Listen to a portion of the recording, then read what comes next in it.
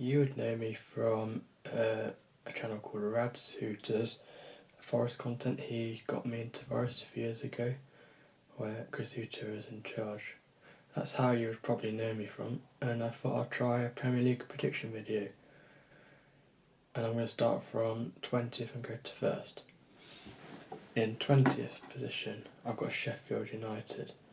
To me, I don't know why they sold the two key players. They haven't got much quality or brought in much quality. I just don't think they've got the quality to stay in the division.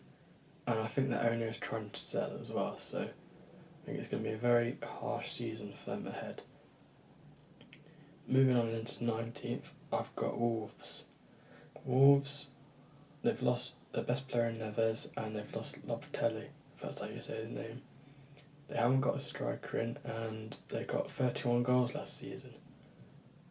And to me the alarm bells are ringing because the owner hasn't really invested or backed Gary O'Neill, who's just joined them from Lopatelli leaving. So I think it's the championship for them. And O'Neill had no pressure at Bournemouth as well. He did the unexpected. With Wolves, they did get Europa League football a few years back, so I think the pressure is on him. In 18th, I've got West Ham. Moyes and I think the director of football are beefing at the minute with transfers and who to get. And I think that's going to have a mental effect on the players. Not many players as well, because there's only 23 players there and they've got Europa League to deal with, and they've also lost Rice and only made one signing to replace him, so I think it's a championship for them as well. In 17th I've got Luton Town. I think they'll do the underdog story and stay up. They're in a much better position than the three clubs below them, and the reason why I've got a certain club above them is because of experience, but I'll get into it in a minute.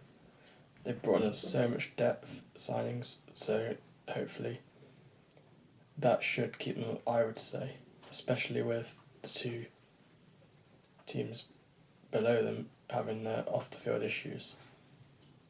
And I think they're one to watch for the season as well, with Rob Edwards there.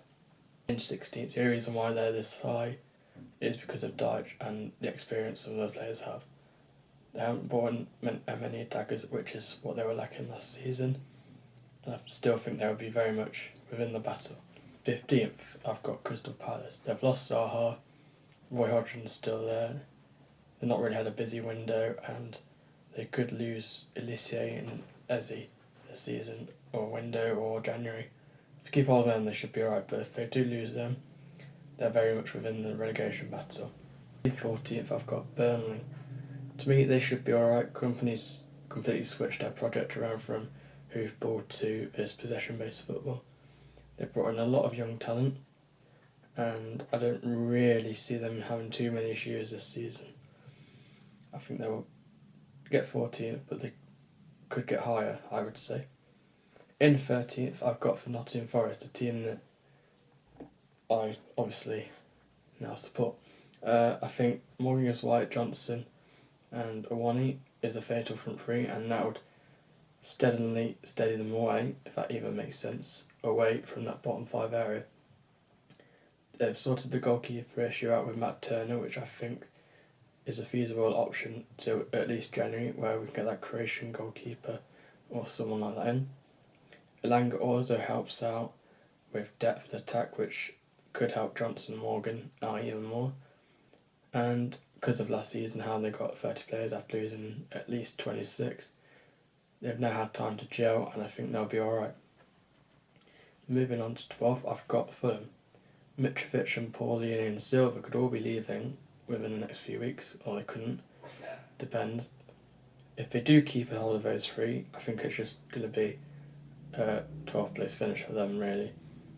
Other than that, not really expecting much from them. In 11th, I've got Brentford. Tony's not there till January, which could affect them massively unless they get a striker. They are linked with a Florentina striker, I'm pretty sure. I would say they've got a good all-round project going with Frank, but the issue with Brentford, they've got insulting bids. They bidded 30 mil for Brendan Johnson, so I feel like that's going to stop them from pushing into Europa League or around the area with these sort of bids. To 10th. Now, last season I had these nailed on going down. This season I've got them 10th. It's Bournemouth. I think there's a whole new ambition there with new owners, new manager. They spent about 70 million. Everything about them says they want to push on towards that top 10 or beyond. So I think they're one to watch with all that's going on in a minute. Very exciting times if there's a Bournemouth fan around. This is probably going to look a bit bad, but I've got Spurs. They could still lose Kane to Bayern. They've got no European football, which could help them out massively, but I just don't think without Kane, probably not enough time to get a quality replacement in. And they've also spent nearly 200 million with the new coach, but I just don't think without Kane there's no point in them getting near top 6. I don't think they'll even get near it. So that could look bad, but it could also look good at the same time. Quite bad is Newcastle in 8th.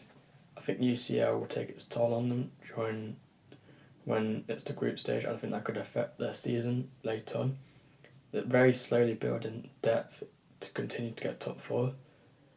And I think Isaac will get top 4 goal scorers in the Premier League this season as well. Just think that UCL will hit them a bit and they won't get where they got last season. In 7th, I've got Chelsea. This is the biggest unknown for me. Poch though, he's a very good coach. They've got a lot of young talent, still spending like crazy for some reason, and should probably try and build they've got a very successful academy there, so I'm not sure why they're not trying to use some of their players, but I think they're going to have a similar season to Forest last season, but obviously a lot higher, where Poch's got to find that 15 players that play as well. It's all a bit of a mess to me anyways, but I think they'll get 7th or lower. In 6th, I've got probably one of the most exciting teams to watch in world football right now, in Brighton. They're getting their depth in to help with European football. They've got such a good project going, as I just mentioned, and the Zippery style could get copied by quite a few coaches further down the line as well.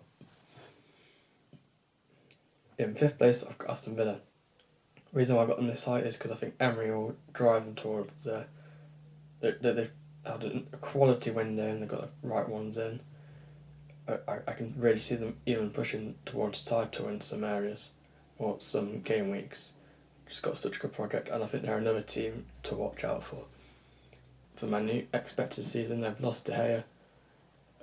I don't think Onana's going to quite keep the same clean sheets as De Gea did, and they keep spending. So expected season for Man U, not Man City, Man U. In probably going to look quite bad, but I've gone Man City. I think fatigue will hit them for a few games, at least 10 to 15 during the end of the season after winning the treble. Just think players won't have that fighting energy as much this season. And that's all I got for Man City. I think they'll get a third season and won't get the title. Liverpool. They've got really low squad depth, but I think Klopp's going for the no defence, all attack 5, which early on will surprise a lot of teams, and I think now really push them to the table. And they have done rebuilt that midfield. They're just missing one more player, I would say. And then Arsenal are my title winners. They've spent 235 mil around that, and they filled the depths or positions that they needed to. So I think Arteta's getting the title. And I will get a graphic up of my table on one of the sides. Thank you.